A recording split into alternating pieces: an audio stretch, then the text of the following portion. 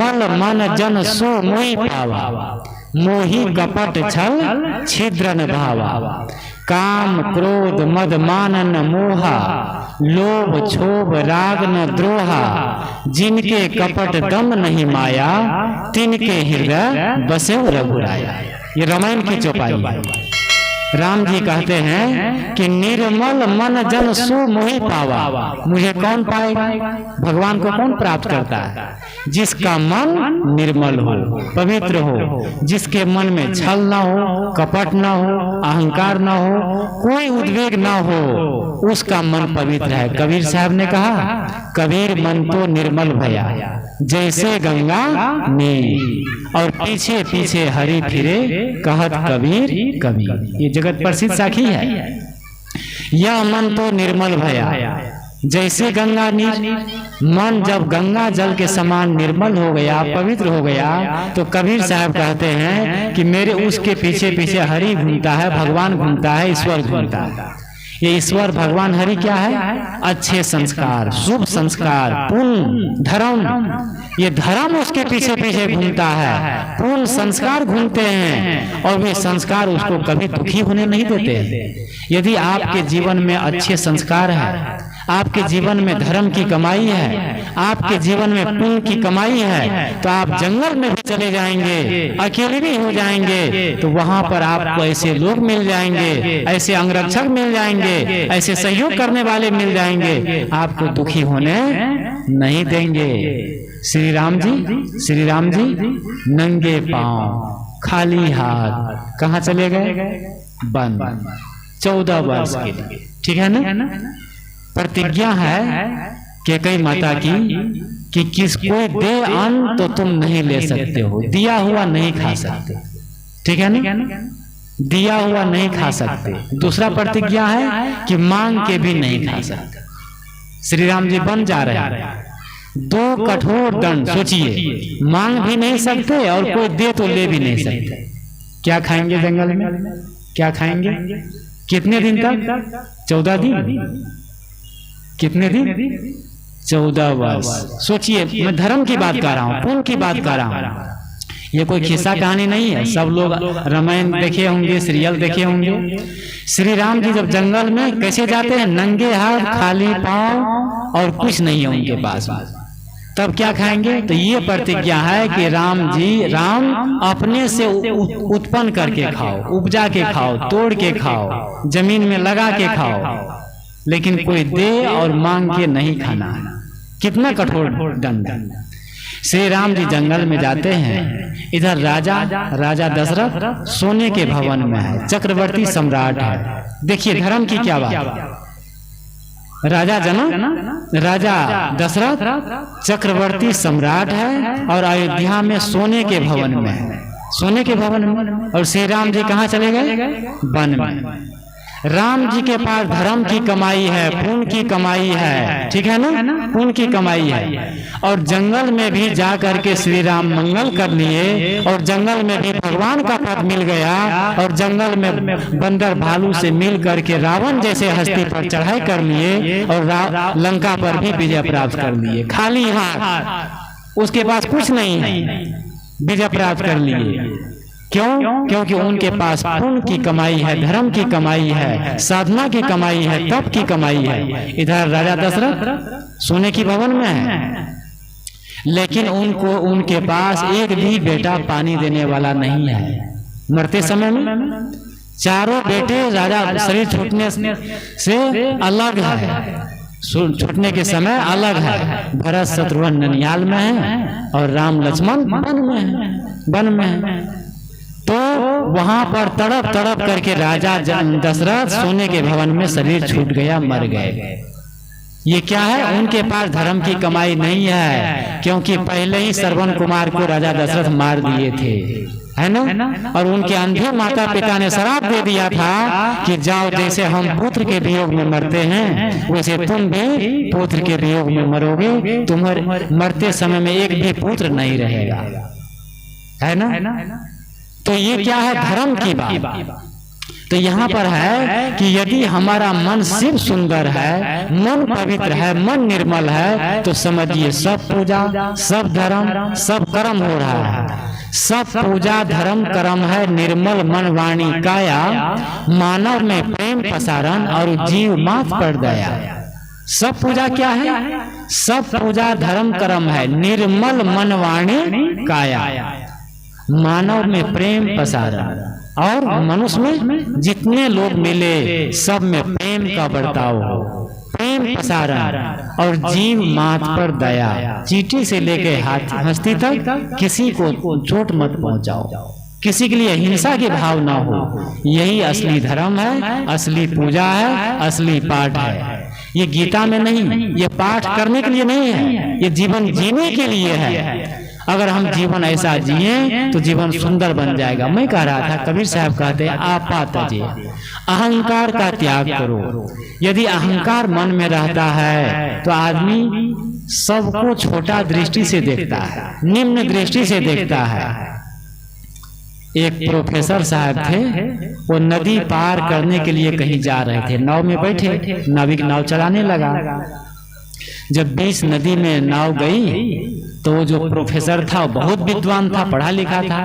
नाविक से पूछते हैं, वो प्रोफेसर जी पूछते हैं कि क्यों जी तुम हिंदी जानते हो? वो नाविक ने कहा, मल्ला ने कहा कि बाबूजी मैं स्कूल गया ही नहीं हूँ, मैं हिंदी नहीं जानता हूँ, पढ़ा लिखा नहीं हूँ। प्रोफेसर ने कहा कि तुम्हारा तो एक हिस्सा जीवन डूब गया। प्रोफेसर बोला तुम्हारा एक हिस्सा जीवन डूब गया, आगे बढ़ी नाव। प्रोफेसर ने कहा क्यों जी तुम इंग्लिश जानते हो? इंग्लिश?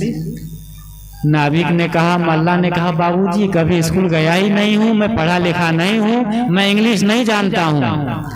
उस प्रोफेसर ने अहम में कहा कि तुम्हारा तो अब आधा हिस्सा जीवन डूब गया, आधा जीवन तुम्हारा डूब गया। नाव आगे बढ़ी। प्रोफेसर ने कहा कि क्यों जी तुम अर्थशास्त्र जानते हो? अर्थशास्त्र? उस नाविक ने कहा बाबूजी मैं कहा ना, मैं कभी स्कूल गया ही नहीं हूँ, कलम कापी में छुआ ही नहीं हूँ, बस यही नाव चलाता हूँ, रोजी रोटी हो जाती है, मैं पढ़ा लिखा नहीं हूँ, मैं अर्थशास्त्र नहीं जानता हूँ। प्रोफेसर साहब ने अहम में कहा कि बिना पढ़ा लिखा आदमी आज के जमाने में बिना सींग पूंछ के बैल के समान होते। तुम्हारा तो 3 हिस्सा जीवन डूब गया, तिहाई जीवन, 3 हिस्सा जीवन डूब गया। नाव थोड़ी और आगे बढ़ी, नदी में बाढ़ आ गई, तूफान आ गया, नाव नाचने लगी, नाव हिलने लगी, डगमगाने लगी। नाविक को लगा कि अब नाव नहीं बचेगी, नाव को हम नहीं संभाल पाएंगे। नाविक ने बड़े प्रेम से, बड़े सहृदय से कहा बाबूजी आप तैरने की विद्या जानते हैं? इस नदी में तैरना जानते हैं, तैरने की विद्या? उस बाबू ने कहा भाई मैं तो कभी तैरा नहीं, मैं तो तैरना नहीं जानता हूँ। उस केवट ने कहा मैं हिंदी नहीं जानता हूँ तो एक हिस्सा जीवन डूब गया, इंग्लिश नहीं जानता हूँ तो आधा जीवन डूब गया, और अर्थशास्त्र नहीं जानता हूँ तो 3 हिस्सा जीवन डूब गया मेरा। लेकिन आप तैरने की विद्या नहीं जानते हैं तो आपका पूरा जीवन अब डूब जाएगा। कहते हैं नाव डूब गई, उसी नदी में नाव डूब गई, और केवट बांस बल्ली फेंक करके तैर करके पार हो गया। और केवट ने कहा हम तो हुए तैर कर बाबू, उस केवट ने कहा हम तो हुए तैर कर बाबू सरिता के उस पार, और बिना जाने तैरना बाबू सारी विद्या बेकार। क्या बोला? हम तो हुए तैर कर बाबू सरिता के उस पार, और जाने बिना तैरना बाबू सारी विद्या बेकार। यदि हम लोग संसार सागर से तैरना नहीं जानते हैं, ठीक है ना, संसार सागर से तैरना नहीं जानते हैं, परिवार में तैरना नहीं जानते हैं, बच्चों के बीच, फैमिली के बीच तैरना नहीं जानते हैं, तैरना का नाम है जीना, ठीक है ना, जीना, जीवन जीना। अगर तैरना नहीं जानते हैं, जीना नहीं जानते हैं, तो ये सारी विद्या, काया, कौशल, धन, संपत्ति और ये सब का अहम, ये सब लेकर के एक दिन आदमी क्या हो जाता है, डूब जाता है, शरीर छूट जाता है।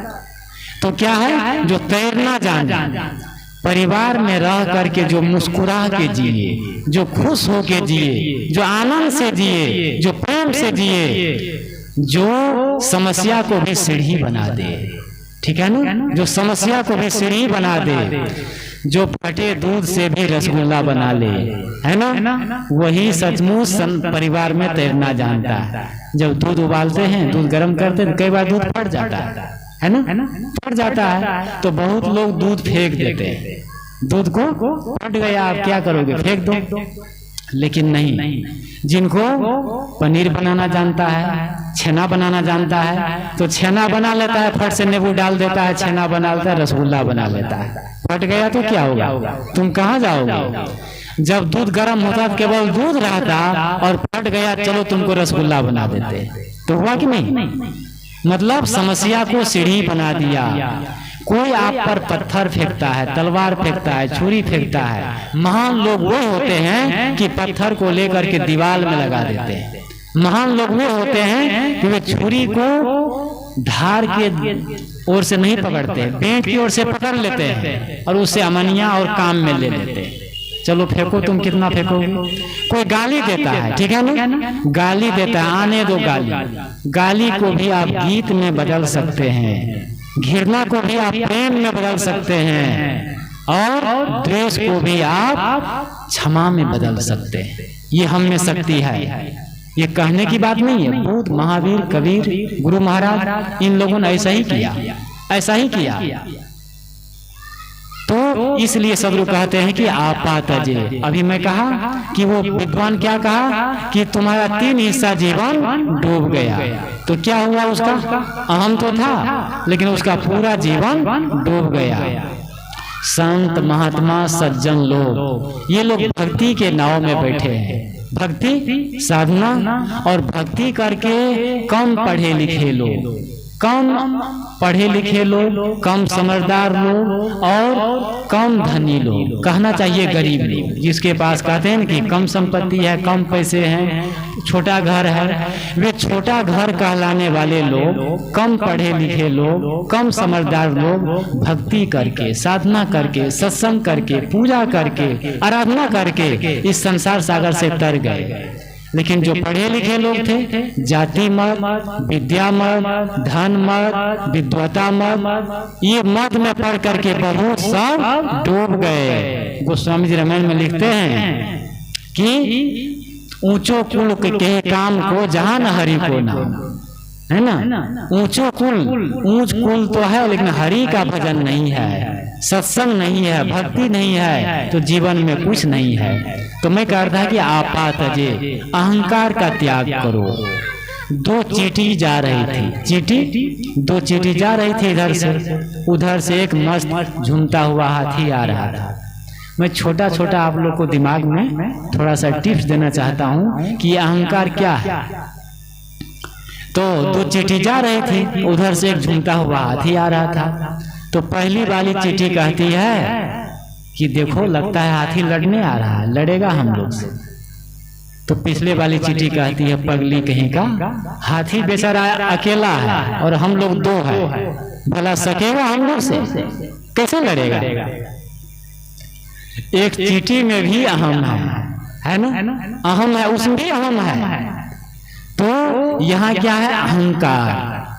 एक घर में एक माता जी थी, बेटा था, बेटा जवान हुआ, बड़े भाव से बेटा को पढ़ाई लिखाई, पिता नहीं थे, शरीर छूट गया था, तो बड़े भाव से पढ़ा लिखा करके बेटा को मजदूरी करके, गहना बेच करके, और बेटा को मुश्किल से पढ़ा करके, और संयोग से बेटा को नौकरी लग गई मास्टर बन गया।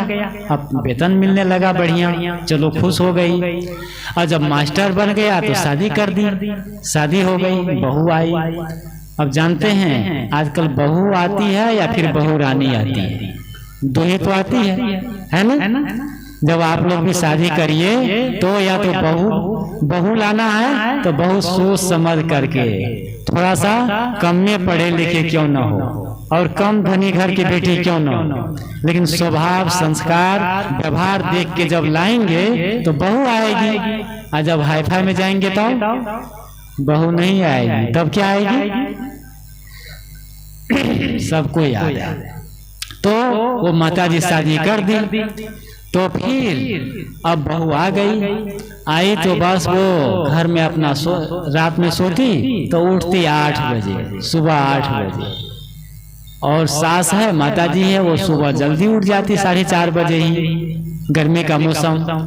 तो वो उठ करके झाड़ू लगाती, बर्तन मारती, सब काम करती माँ।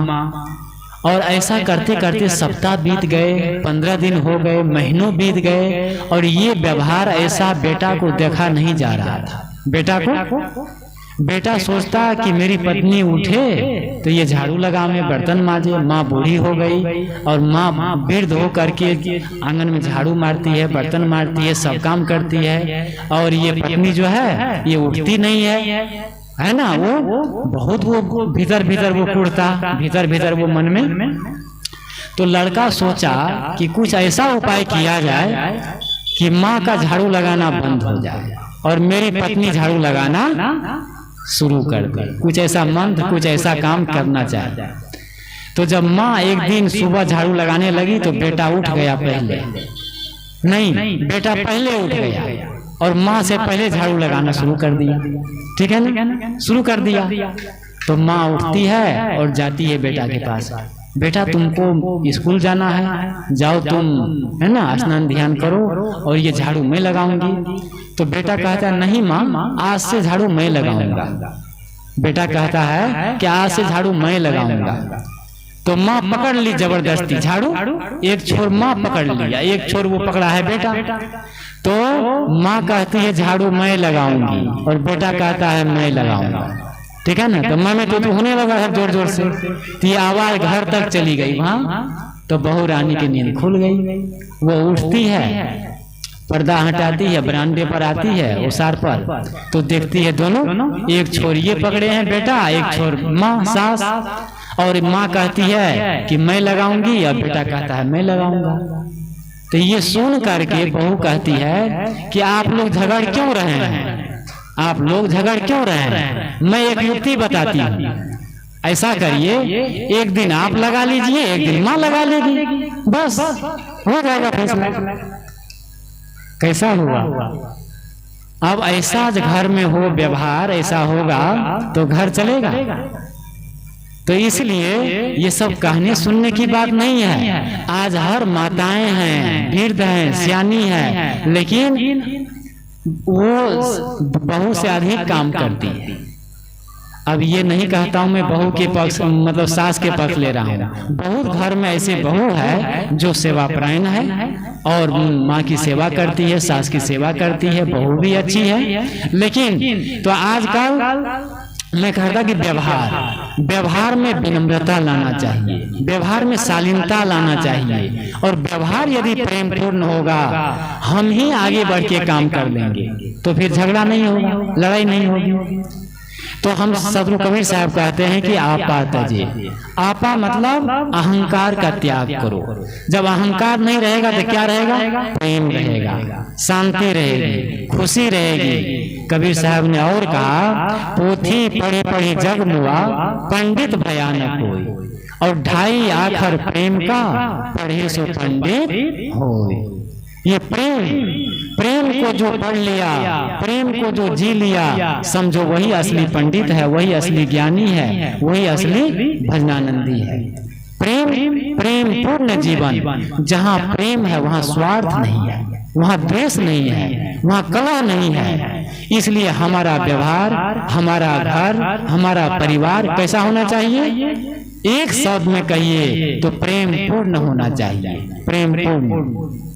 एक बार की बात है, दीपावली का दिन था। दीपावली का दिन तो दीपावली के दिन में लोग बहुत बढ़िया सब सफाई करके और कुछ पकवान बनाते हैं। तो उस घर में बहुत सारे पकवान बने, पूरी खीर और भी कुछ बने, मालपुआ सब बना। और उसमें क्या बना? पकौड़ी और कढ़ी भी बनी। तो उस घर में जब बेटा बाहर से आया दोपहर में खाने के लिए, तो बूढ़ी माता जी जिसकी उम्र 65 साल की थी, बेटा को पारस करके देती है खाने के लिए। तो वो खाने लगा तो सब कुछ खाया बढ़िया। जब कढ़ी का नंबर आया कढ़ी खाने का, तो कढ़ी खाता है तो जोर से झल्लाता है खाते खाते। कहता है, माँ आपको भोजन बनाते बनाते 65 साल हो गया, 65 साल की उम्र हो गई, कढ़ी बनाना नहीं जानती हो? कढ़ी को इतनी पतली बना दी, इतनी पतली कढ़ी। बुढ़िया तो कांपने लगी, डर गई, है ना। कहती, क्या कहता है कि 65 साल हो गए आपको और कढ़ी बनाना नहीं आता है, कढ़ी पतली बना दी। बुढ़िया धीरे से जाती है कान के पास और कहती है, बेटा आज कढ़ी मैंने नहीं बनाई, आज कढ़ी तुम्हारी पत्नी ने बनाई है। इतनी बात जब सुनता है तो मुस्कुराता है, कहता है, माँ कढ़ी पतली तो है लेकिन स्वादिष्ट बहुत है। कढ़ी पतली तो है लेकिन स्वादिष्ट बहुत है। माँ बनाई है तो पतली है और पत्नी बनाई है तो स्वादिष्ट है। ये सब क्या है? टिप्स। देखिए, संत महात्मा आपको ये सब कह के क्यों कहा जा रहा है? ये सब बातें हम व्यवहार को थोड़ा बढ़िया बनाएं। धर्म की चर्चा तो बहुत हो जाती है, पूजा तो बहुत कर लेते हैं, 3 टाइम पूजा कर लेते हैं, लेकिन जब व्यवहार में आते हैं तो जीरो।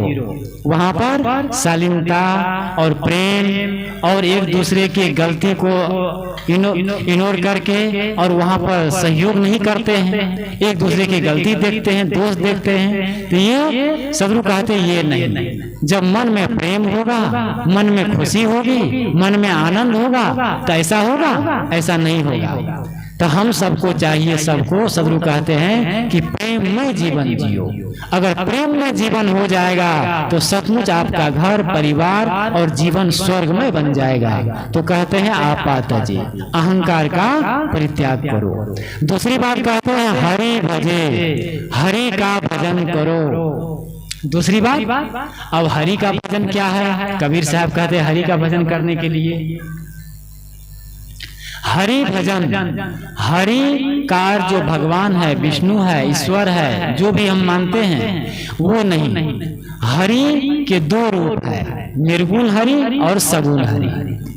निर्गुण हरि है अपनी आत्मा, अपनी चेतना, जो घट घट में निवास करता है। राम रमेत ही कुकरी के पूता। राम भगवान ईश्वर कहाँ बसा हुआ है? कुत्ते के बच्चे के भी हृदय में निवास करता है। गीता कहती है ईश्वर सर्वभूतानां हृदय सर्जुन तिष्ठति। ईश्वर कहाँ निवास करता है? भगवान कहाँ निवास करता है? ईश्वर सर्वभूतानां हृदय सर्जुन तिष्ठति। हे अर्जुन, ईश्वर सभी भूत प्राणियों के हृदय में निवास करता है, सभी के हृदय में निवास करता है। वो क्या है? वो चेतन है, वो आत्मा है, वो जीव है। रमन्ते योगिनो अस्मिन् इति राम, जिसमें योगी जन रमते हैं, संत रमते हैं, मुनि जन रमते हैं, वही असली हरि है, वही असली राम है, असली भगवान है। यह है निर्गुण हरि। सगुण हरि क्या है? ये चलता फिरता ये प्राणी जगत, जितने प्राणी जगत हैं, मानव और पशु पक्षी गाय भैंस, ये सब भी भगवान है। देखो गौ की पूजा है ना, गौ माता को हम मानते हैं, बैल है, गाय, कोई भी प्राणी है, वे सब के हृदय में भीतर में वही जीव बसा हुआ है। तो उसमें सबसे सर्वश्रेष्ठ क्या है? मन्नात्य मनुष्य। मनुष्य में सर्वाधिक हरि का निवास है, क्योंकि ये अपने हरित्व को जगा लिए हैं, परमात्मा को जगा लिए हैं। तो प्राणी जगत ही हरि जगत है। घाव काहीं पर घालो, जित देखो तित प्राण हमारो।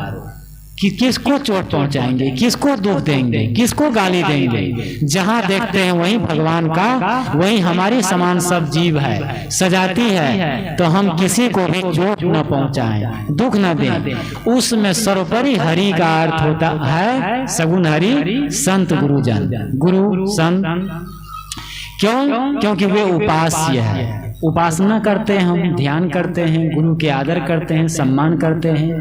तो हरि कौन है? गुरु है, संत है। हरति दुखम पापम अज्ञानम वा इति हरि। हरि क्या है? हरति दुखम, हमारे दुखों का कौन हरण करता है? गुरु संत। संत जन हमारे दुखों का हरण करते हैं। हरति दुखम पापम, पाप को हरण करते हैं। अज्ञानम, अज्ञान का हरण करते हैं। पाप को हरण करते हैं, दुख को दूर करते हैं, और अज्ञान को दूर करने वाले हरि गुरु है, संत है। उनके प्रति हमारी श्रद्धा, भक्ति, उपासना होनी चाहिए। तो ये संत गुरुजन ही असली हरि है, असली सगुण हरि। तो उनकी उपासना करेंगे, पूजा करेंगे, और सच्चे मन से, सच्चे हृदय से जो वे बताते हैं। क्योंकि संतों का, गुरुजनों का मन पवित्र है, कर्म पवित्र है, वचन पवित्र है, सब पवित्र है। जब हम माला लेते हैं, दीक्षा लेते हैं, तो गुरु यही कहते हैं, संत यही कहते हैं कि देखो, मन पवित्र रखना, कर्म पवित्र रखना, वचन पवित्र रखना, हाथ पैर साग सब्जी जो भी काम करना, सब साफ सफाई से करना, ये कहते हैं। तो संत गुरुजन हरि के समान है, भगवान के समान है। अब ये कहने की बात नहीं है, कबीर साहब ने पहले ही कह दिया, गुरु गोविंद दोनों खड़े, काके लागो पाँव, और बलिहारी गुरु आपने जो गोविंद दियो लखा है। सबको याद है, गुरु गोविंद दोनों खड़े, गुरु भी और भगवान भी एक ही जगह है। तो कबीर साहब कहते हैं काके लागो पाँव, पहले किसके पाँव पड़ो, किसके पाँव छू? तो कबीर साहब कहते हैं बलिहारी गुरु आपने जो गोविंद दियो लखा है। गोविंद को लखाने वाले, भगवान को बताने वाले कौन है? गुरु है। 7 दीप 9 खंड में गुरु से बड़ा न कोई, और करता करे न कर सके, गुरु करे सो होए। ये सब गुरु के महिमा में, संतों की महिमा में कही गई है बात। तो यहाँ सब लोग कबीर साहब कहते हैं हरि भजे, हरि का भजन। कुछ समय निकाल करके हमें भजन के लिए, भक्ति के लिए, ध्यान के लिए, साधना के लिए, अपने आप को देखने के लिए कुछ समय निकालना चाहिए। समय देखिए, आज सब कुछ के लिए आदमी समय निकालता है, पिकनिक में जाने के लिए, और थिएटर में जाने के लिए, पार्टी में जाने के लिए, मार्केटिंग करने के लिए, और तो और शादी में जाने के लिए। शादी में जाने के लिए कितना समय निकालता है? पूरे 7 दिन। कोई अफसर है तो 7 दिन की छुट्टी ले लेता है शादी में। शादी है ना, कितना बढ़िया, पहले से उसकी प्लानिंग रहती है, 7 दिन की छुट्टी लेके चला जाता है ससुराल, और फिर नारी है मैके चली जाती है कोई तो 7 दिन की छुट्टी लेके समय इतना निकाल लेते हैं। लेकिन सत्संग में जाने के लिए, सत्संग में जाने के लिए, शादी में जाने के लिए 7 घंटा, 7 दिन के सत्संग, 7 दिन के लिए समय निकाल लिए, और सत्संग में जाने के लिए 7 घंटे के लिए भी, 60 मिनट के लिए भी लोगों को फुर्सत नहीं है। कहते हैं ना, वक्त नहीं है लोगों के पास नेकी के लिए, वक्त नहीं है लोगों के पास नेकी के लिए। फुर्सत न जाने कहां से निकाल लेते हैं गुनाहों के लिए, गुनाहों के लिए, पाप के लिए, नेकी के लिए, अच्छाई के लिए, पुण्य के लिए, सत्संग के लिए, धर्म के लिए वक्त नहीं है। कहने वाला कहता है फुर्सत न जाने कहां से निकाल लेता है गुनाहों के लिए, गुनाह के लिए, पाप के लिए, झगड़ा के लिए, लड़ाई के लिए, पता नहीं कहां समय निकाल लेता है। अभी यहाँ सत्संग हो रहा है, देखो सीताराम बाबू के यहाँ सत्संग हो रहा है प्रांगण में, तो कितने कम लोग नहीं कहना चाहिए, जितने लोग हैं बहुत है, लेकिन यहाँ बगल में रोड में झगड़ा हो जाए, झगड़ा होने लगे कुछ, तो देखिए पूरी बस्ती के लोग उलट पड़ेंगे और सैकड़ों लोग हो जाएंगे तुरंत। तो झगड़ा के लिए तुरंत वहां देखने के लिए, लड़ाई झगड़ा के लिए कितना लोग को दिलचस्पी है। ये मन बहिर्गामी है, मन चंचलता और गलत चीजों को जल्दी कैच करता है। अभी इतनी सत्संग की बातें, अच्छी अच्छी बातें, जीवन निर्माण की बातें, परिवार की बातें और घर की बातें, प्रेम की बातें, शांति की बातें, ये सब कही जा रही है, लेकिन यहाँ से उठेंगे तो सब भूल जाएंगे।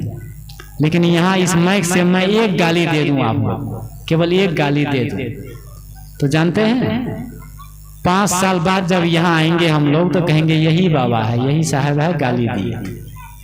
अब 1-2 घंटे तक प्रवचन सुना रहे हैं, अच्छी बातें कर रहे हैं, बढ़िया, वो याद नहीं रहेगी, लेकिन एक कटु शब्द कह दिया जाए तो याद रहेगी कि नहीं? कैसे लगता है? सबको याद है। मैं ये कहना चाहता हूँ, मन की देखिए, मन की कैसे दशा है। तो सदगुरु कहते हैं कबीर साहब, हरि भजे, हरि का भजन 5 पहर धंधा किए, 3 पहर गए सोए, और एको पहर न हरि भजे तो मुक्ति कहाँ से हो। कबीर साहब कितना बढ़िया पॉइंट रखते हैं, 5 पहर धंधा किए, ठीक है ना? 5 पहर धंधा किए, काम किए, व्यापार किए, नौकरी किए, जो भी काम किए, 5 पहर धंधा किए और 3 पहर गए सोए, 3 पहर सो गए रात में। कबीर साहब कहते हैं एको पहर न हरि भजे तो मुक्ति कहाँ से हो। 1 घंटा भी हरि का भजन नहीं किए, आत्मचिंतन नहीं किए, भक्ति का काम नहीं किए, समय नहीं निकाले तो मुक्ति कहाँ से हो? मुक्ति कहाँ से होगी? सप्तम विहाय भोक्तव्यम सहस्रम स्नान मात्रे लक्षम विहाय दातव्यम कोटि वक्तव्या हरि भजे। ऋषि कहते हैं सप्तम विहाय भोक्तव्यम, 100 काम छोड़ करके भोजन करना चाहिए। बहुत वैज्ञानिक ढंग से यहाँ ऋषि कह रहे हैं, समझने योग्य है। क्या कह रहे हैं? सप्तम विहाय भोक्तव्यम, 100 काम छोड़ करके भोजन करो। भोजन नहीं करेंगे तो शरीर अन्नमय कोश है, कैसे चलेगा? 100 काम छोड़ करके भोजन करना चाहिए। सप्तम विहाय भोक्तव्यम सहस्रम स्नान मात्रे, और सैकड़ों काम छोड़ करके स्नान करना चाहिए। शरीर की शुद्धि, पवित्रता, तो सहस्रम स्नान मात्रे लक्षम विहाय दातव्यम, लाखों काम छोड़ करके दान धर्म परोपकार का काम करना चाहिए। कितना काम छोड़ के? लाख काम। लक्षम विहाय दातव्यम, लाखों काम छोड़ करके दान धर्म सत्संग भक्ति का काम करना चाहिए।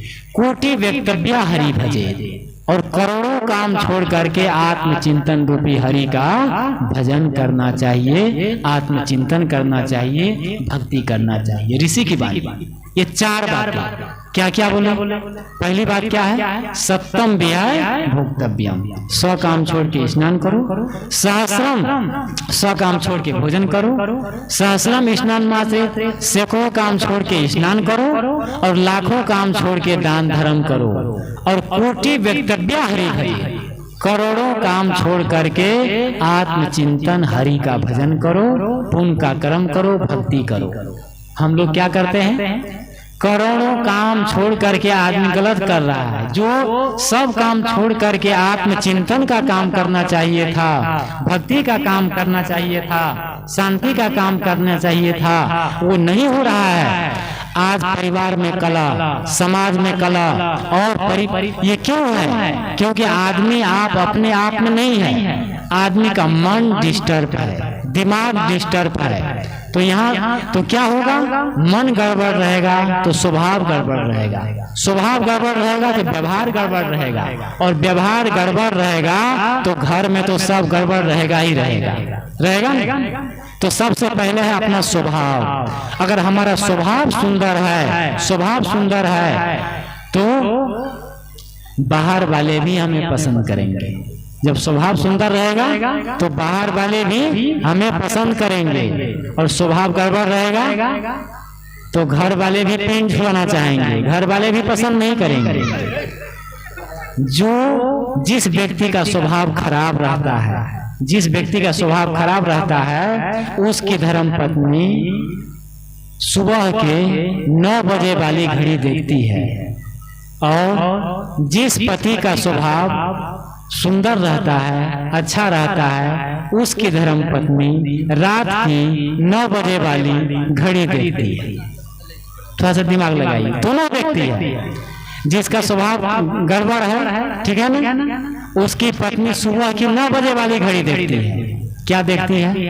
ये कब जाएं, कब जाएं, कब जाएं घर से, कब निकले घर से कि छुट्टी मिले, शांति मिले।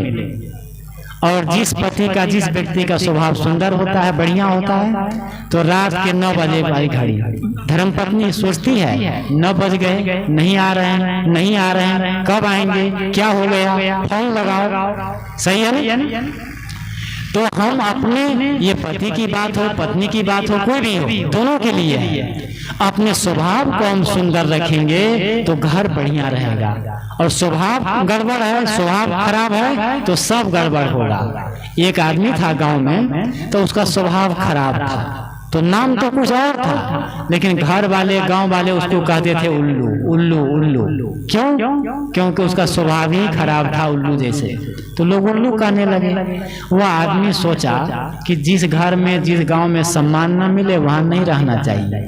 वो चिढ़ करके वो वहां से चल दिया और 80 कोस दूर चला गया। 80 कोस दूर एक एकांत में एक पेड़ था पीपल का, वहां कुआं था, वहां पर बैठ गया जाके कुआं के पास। गांव से एक आदमी आया पानी भरने के लिए, तो वो कहाँ बैठा था? जहाँ घाट बना रहता है ना, घाट पानी निकालने का, वहीं जाके वो बैठा नीचे। तो जब आदमी आया पानी भरने के लिए, तो आदमी ने कहा, भाई साहब थोड़ा उठ जाइए, मुझे पानी भरना है। वो जो उल्लू था, जिसको, वो उठा और घूम करके उधर से फिर वहीं बैठ गया। उस बाबू ने कहा पानी भरने वाला, भाई साहब उठ जाइए, थोड़ा हमको पानी भरना है। फिर वो उठा और तीसरी बार फिर वहां आगे वो बैठ गया। ऐसा करते करते जब 4 बार हो गया, तो पानी भरने वाला ने कहा, बड़ा उल्लू कहीं का। वो पानी भरने वाला बोलता है उसको, उल्लू कहीं का। उस आदमी ने सोचा ये क्या हुआ, 80 कोस दूर मैं अपना घर छोड़ के आ गया, और ये कैसे जान गया मेरा नाम उल्लू है? तो उस आदमी ने कहा, उस उल्लू ने, कि 80 कोस पर छोड़ा गाँव। क्या कहता है? 80 कोस पर छोड़ा गाँव, तू कस जाना उल्लू ना? मैं अपना घर, अपना गाँव 80 कोस दूर पर छोड़ के आ गया, तू कैसे जान गया मेरा नाम उल्लू है? तो उस आदमी ने कहा, कूद कुदाइन गाहिन बाँव, और तब मैं जाना उल्लू ना। ये भला आदमी तो उठा तो, लेकिन कूद कुदा के फिर वहीं बैठ गया, वहीं बैठ गया, वहीं बैठ गया, तो मैं जान गया इसका नाम उल्लू है। देखो, अपना भीतर में जब उल्लूपन है, स्वभाव खराब है, तो कहाँ जाएंगे? कहीं कबीर कहाँ जइयो भाग, और चहु और लागिया। चहु और मतलब दुखे दुख है, तो आवश्यकता है अपना स्वभाव को, अपना व्यवहार को ठीक करने की।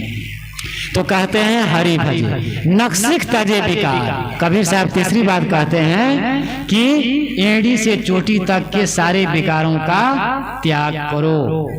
सारे विकार का त्याग, जितने विकार अभी गिनाए, काम, क्रोध, लोभ, मोह, राग, द्वेष, सब मन से बार बार कहा जाता है। संत महात्मा कहते हैं मन के 4 दोष होते हैं, मान, छल, क्रोध, ईर्ष्या। वाणी के 3 दोष होते हैं, झूठ, निंदा, गाली। शरीर के 3 दोष होते हैं, चोरी, हिंसा, बेविचार। ये 10 दोष हमारे शरीर से होते हैं। इन 10 दोषों का परित्याग ही असली हरि भजन है, असली आत्मचिंतन है, असली पूजा है। ये एक भी दोष रह गया तो शांति नहीं मिलेगी, सुख नहीं मिलेगा।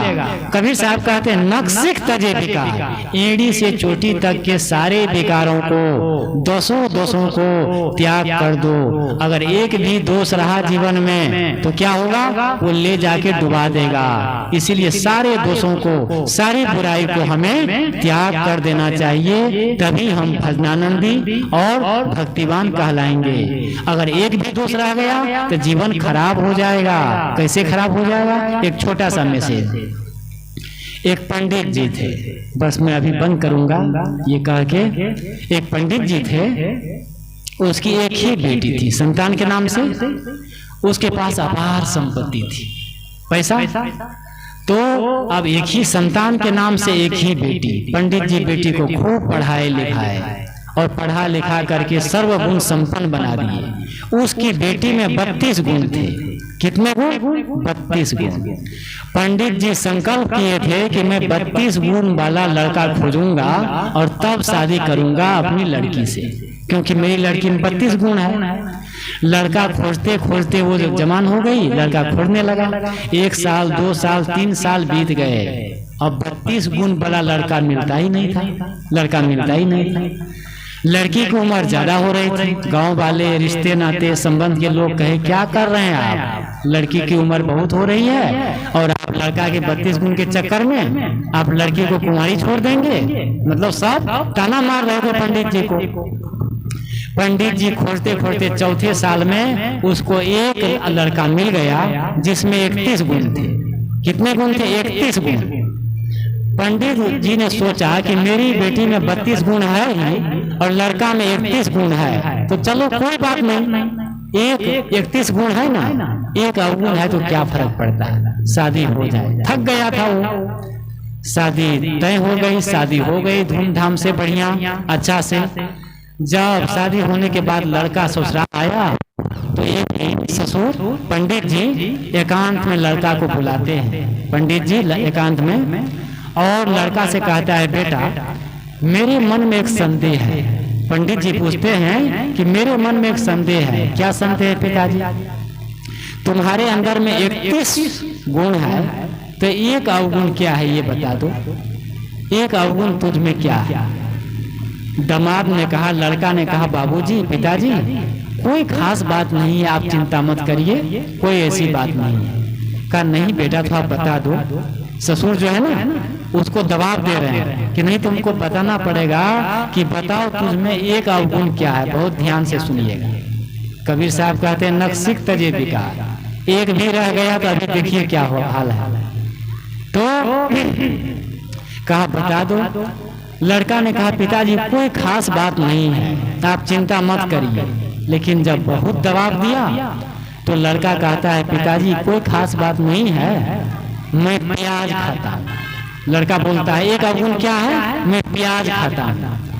पहले जमाने में ब्राह्मण पंडित लोग प्याज नहीं खाते थे, प्याज नहीं खाते थे। अब आज की तो बात छोड़ दीजिए। तो पंडित जी बहुत चौंके, अरे ब्राह्मण हो करके, पंडित हो करके तुम प्याज खाते हो, ये तो बहुत गलत हो गया, बहुत गलत करते हो, प्याज छोड़ देना चाहिए। लड़का ने कहा पिताजी प्याज में रोज रोज थोड़ी खाता हूँ, अरे कभी कभी खाता हूँ प्याज। कहा बेटा कब कब खाते हो? कहा पिताजी जब जब मांस खाता हूँ ना तभी प्याज खाता हूँ, सब दिन नहीं खाता हूँ। पंडित जी ने कहा, सिर पर हाथ ले लिया, अरे राम राम तुम मांस भी खाते हो? ब्राह्मण हो के पंडित हो के मांस भी खाते हो? लड़का ने कहा पिताजी चिंता मत करिए, मांस में रोज रोज थोड़ी खाता है, कभी कभी खाता है। कहा बेटा कब कब खाते हो? कहा पिताजी जब जब शराब पीता हूँ ना तभी मांस खाता हूँ, अन्यथा नहीं खाता हूँ। पंडित जी ने कहा हे तुम शराब भी पीते हो, ये तो बहुत अनर्थ हो गया। कहा पिताजी चिंता मत करिए, शराब में रोज रोज थोड़ी पीता हूँ, कभी कभी पीता हूँ। कहा कब कब पीते हो? कब कब पीते हो? कहा जब जब मैं चोरी करता हूँ, जब जब मैं जुआ खेलता हूँ तभी मैं शराब पीता हूँ। कहा तुम जुआ भी खेलते हो? तो कहा इसी प्रकार। कहा जुआ मैं रोज रोज थोड़ी खेलता हूँ। कहा कब कब खेलते हो? कहा जब जब मैं चोरी करता हूँ और जब माल ज्यादा आ जाता है तभी मैं जुआ खेलता हूँ। पंडित जी ने कहा बस करो भैया बस करो, आओ मेरी बेटी का भाग फूट गया। क्या हुआ? एक ही दोस्त था ना, एक दोस्त प्याज खाता हूँ, कहाँ ले गया? सारे मांस और चोरी और शराब और जुआ, सारे दुष्कर्म जीवन में आ गए। हम लोग क्या कहते हैं, बेटा है थोड़ा सा, बेटी बेटा जो भी है थोड़ा सा चले गए गलत संगत में, कभी कभी जाते हैं। नहीं, थोड़ा सा ही अवगुण काफी होता है। कबीर साहब कहते हैं नक्सिक तजे विकार, अपने जीवन से सारे विकारों को, सारे दोषों को परित्याग करो। नक्सिक तजे विकार, सब जीवन से निर्वैर रहे। चौथी बात, सभी जीवों से, प्राणी मात्र से और सबसे निर्वैर का व्यवहार करो। किसी से बैर नहीं, किसी से हिंसा का भाव नहीं, सबसे निर्वैर का व्यवहार करेंगे। कोई किसी हमारा दुश्मन कोई नहीं है, सब मानव मात्र हमारे समान है, इसलिए बैर भाव किसी से नहीं।